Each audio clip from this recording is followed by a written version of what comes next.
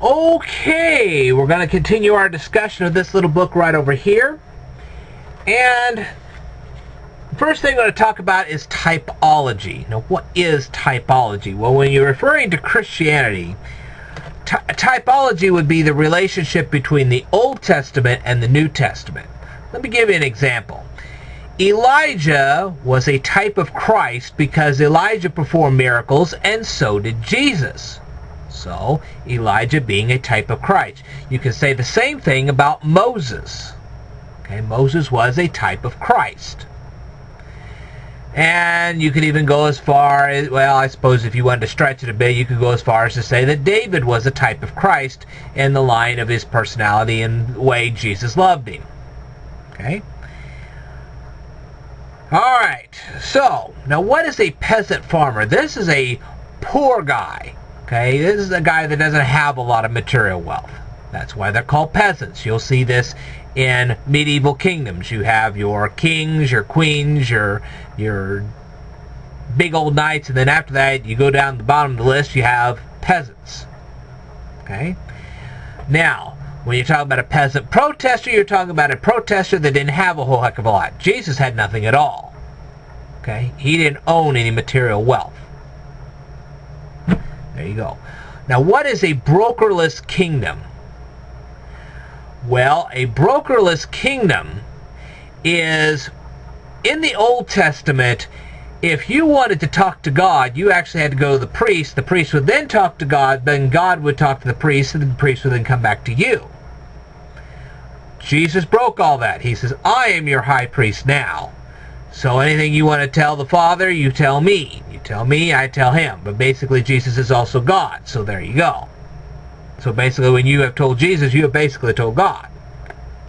Type thing. So that's what it means by brokerless. Brokerless means that there is no more high priest you have to go to talk to God. In the equivalent of things today, that would mean that if we were going by the Old Testament standards, you would go to your local pastor, he would then talk to God, then therefore God would talk to your pastor, then he would talk to you. You don't have to do that anymore. You can go directly to God and bypass your pastor. That's the way that works. Now, then we bring up the subject of BC and AD. Now, BC means everything that happened before Christ came on this earth. That's BC. AD is the words Anno Domini, which means the year of our Lord. This would be the year that God finally appeared on the earth. And so, that's where you get the BC and the AD.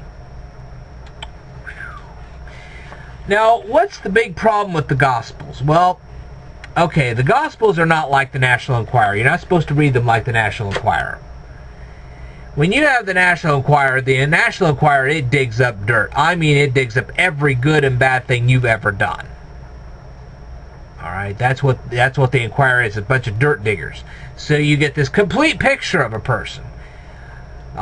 What they eat for breakfast, do they take afternoon walks, so on and so forth, type thing.